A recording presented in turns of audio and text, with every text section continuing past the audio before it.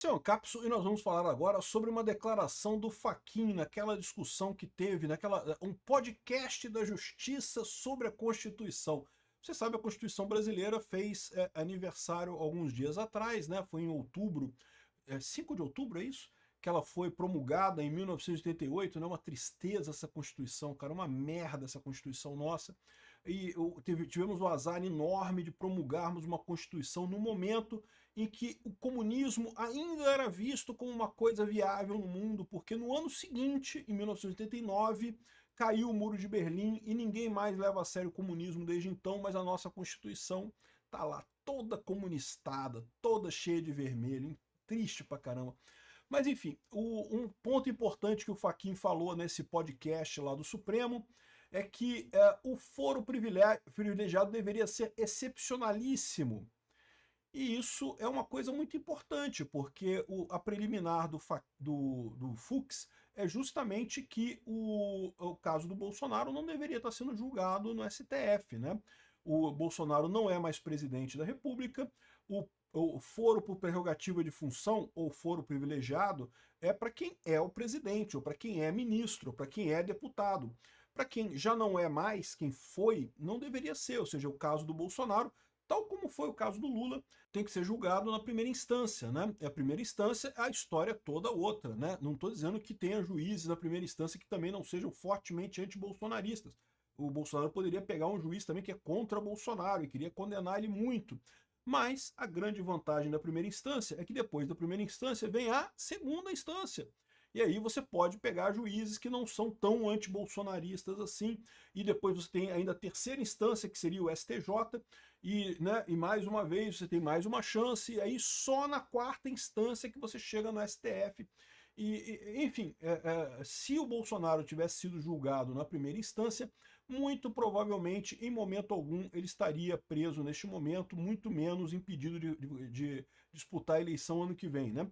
Pode ser que o processo estivesse rolando, pode ser que estivesse rolando, não tenha dúvida, né? Mas seria realmente outra história. E isso daqui dá uma dica muito importante, por quê? Porque lembra que até aqui, nessa ação do Bolsonaro, só a primeira turma se manifestou. O Fachin é um que não se manifestou ainda. Por quê? Porque ele não é da primeira turma. E a gente sabe que tem pelo menos dois que devem alguma lealdade ao Bolsonaro. Não quer dizer que eles vão votar de forma porque gostam do Bolsonaro, não é isso. Mas que pelo menos eles não estão nesse esquema de que temos que tirar Bolsonaro a todo custo da eleição. E ainda tem o Fachin e tem outras pessoas também na segunda turma que têm uma opinião talvez diferente nessa história. Isso aqui é um ponto de vista importante. Essa notícia foi sugerida por, em dezembro, Peter em todos os shoppings, Javier Milei, o ANCAP lendário e várias outras pessoas. Obrigado aí ao pessoal que sugeriu notícias lá no nosso site, no visãolibertaria.com. E obrigado a você que está assistindo nosso vídeo. Se vocês gostam do nosso conteúdo, por favor, deixe o seu like e se inscreva aqui no canal, né? Pois bem, o Fachin disse que o foro privilegiado deveria ser excepcionalíssimo. Então ele estava falando aqui ó, no... Como é que é o negócio?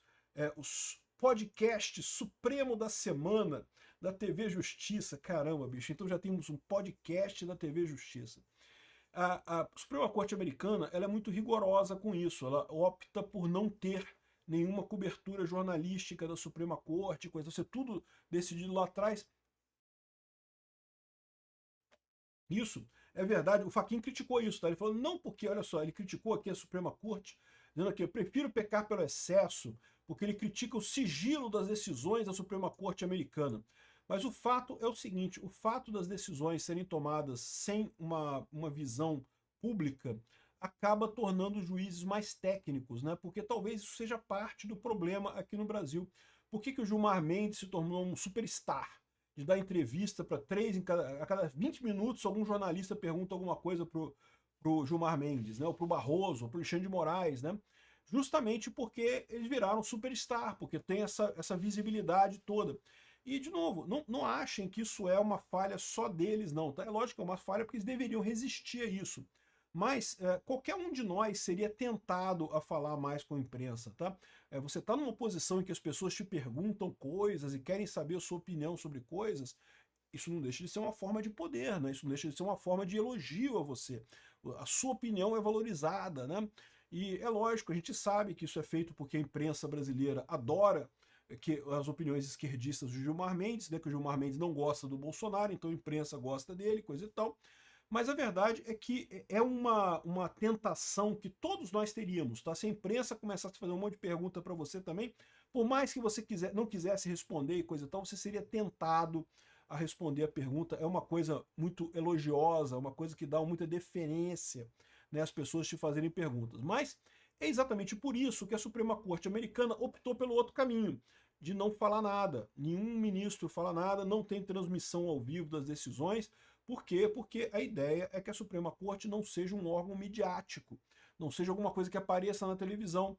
Como é que você garante que as pessoas, na hora de novo, né, somos todos seres humanos. Gilmar Mendes, por mais que não pareça, é um ser humano. O Alexandre de Moraes, por mais que não pareça, é um ser humano também.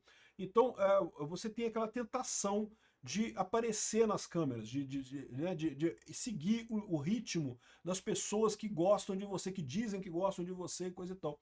Então, por isso, a Suprema Corte americana optou por não transmitir a coisa para evitar esse tipo de exposição. Qual que é a decisão correta?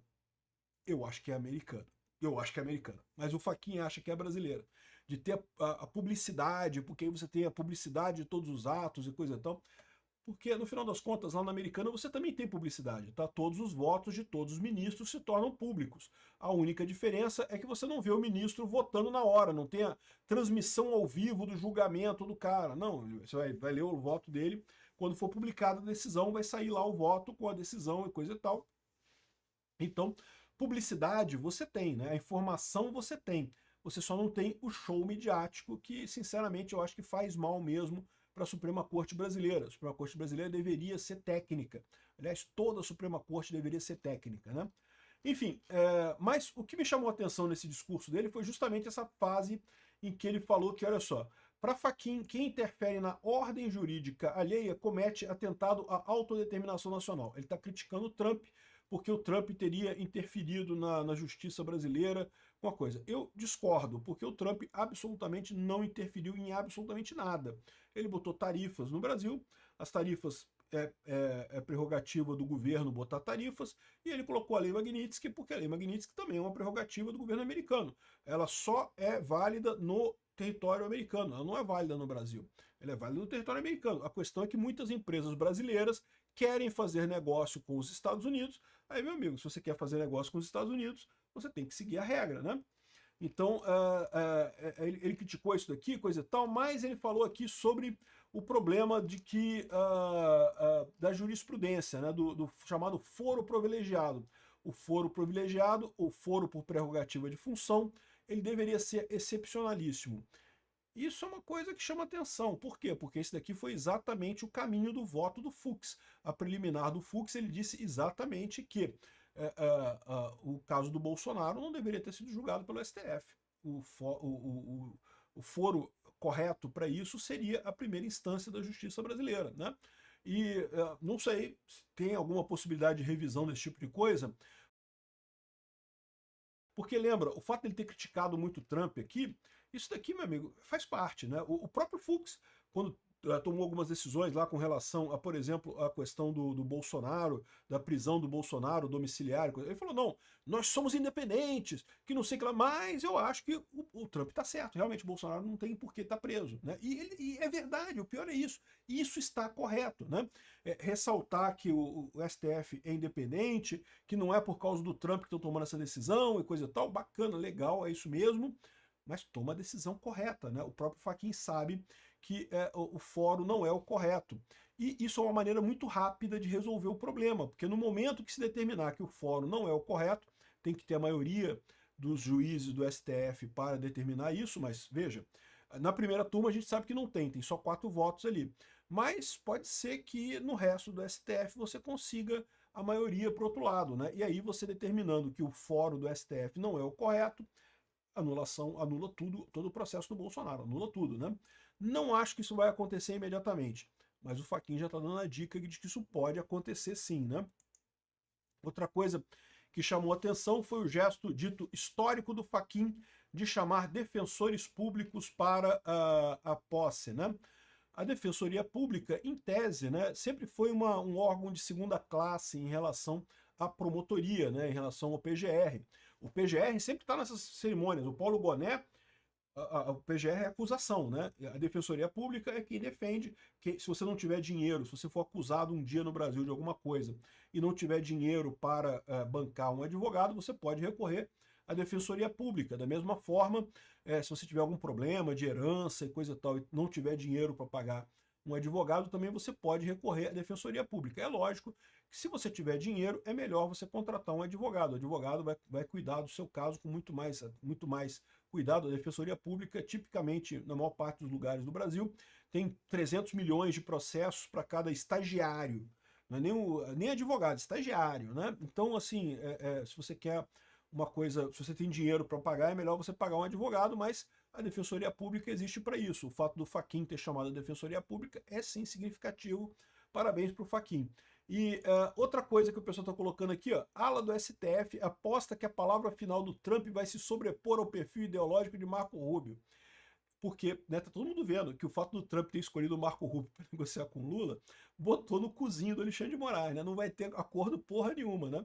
Só que o pessoal tá falando assim, não, porque o Trump ele é razoável, o Trump é amigo, o Trump é camarada, é o Marco Rubio que é o mauzão e não sei o que lá. Meu amigo, o Marco Rubio não iria fazer isso sem o apoio do Trump, cara. O Trump tá fazendo, porque o Trump que tá incomodado com a questão do Bolsonaro, porque o Trump vê no Bolsonaro o que estão fazendo com o Bolsonaro, o que tentaram fazer com ele lá nos Estados Unidos, e é a mesma coisa, cara. Para pra pensar. 6 de janeiro, 8 de janeiro, acusação de golpe, tentativa de prisão.